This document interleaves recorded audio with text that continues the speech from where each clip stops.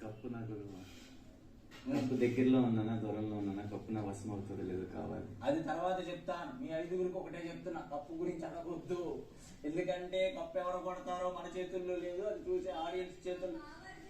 అది గారు గురూజీ కప్పు ఒక నిమిషం. రేఖలు వేయరా చేతులు, రేఖలు వేయి.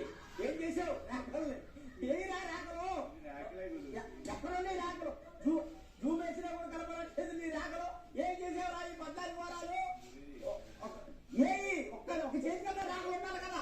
ఏం చేసావు? జిమ్ చేస్తావా నువ్వు? మరి జిమ్ చేయకుండా నీ రేఖలు ఎందుకని? వంట చేస్తావా? అది వంట చేసేటప్పుడు కొంచెం గ్లౌజులు తొడుక్కొని చేయి. నువ్వు ఇట్లా తీసి చేయడం వల్ల రేఖలన్నీ అరిగిపోయినాయి. అప్పుడు దీని వల్ల ఏమైంది? నీ భవిష్యత్తు తారుమారైంది. అర్థమవుతుందా? జాగ్రత్తగా చేసేటప్పుడు వంటగదిలోనే ఉండటం కాదు. నిద్రపోకు, లేవు. ఎక్కడ కూర్చున్నా నిద్రపోతావేరా, నిద్రమోహవాడా. పట్టు. ఏం కావాలి? నీ ఫ్యూచర్కి ఏంట్రా నాయన? నీ ఫ్యూచర్ నీ మీదే కాదు, నీ పక్కన ఉండే వాళ్ళ మీద కూడా ఆధారపడి ఉంటుంది. కాకపోతే వాళ్ళు ఇప్పుడు నీ పక్కన లేరు కాబట్టి నీ ఫ్యూచర్ చాలా బాగుంది. వాళ్ళు 5 స్టోన్స్ వచ్చే ముందు ఎలిమినేట్ అయితే ఇంకా బాగుండేది. మేము మిస్ అనగానే నువ్వు కరిగిపోయి ఏడ్ చేసావు, మళ్ళీ ముందుకు వచ్చేసింది. ఓకే, ఏది ఏమైనప్పటికీ మంచిగా ప్రయాణం కొనసాగించావు, బాగానే ఉంది.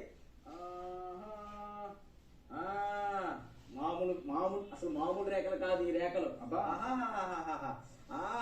అమ్మాయిలకి ఇష్టమైన మొహం నీ మొహం, అమ్మాయిలకి ఇష్టమైన జాతకం నీ జాతకం. డాన్స్ వేయడానికి అమ్మాయిలు కావాలి, పౌడర్ రాయడానికి అమ్మాయిలు కావాలి.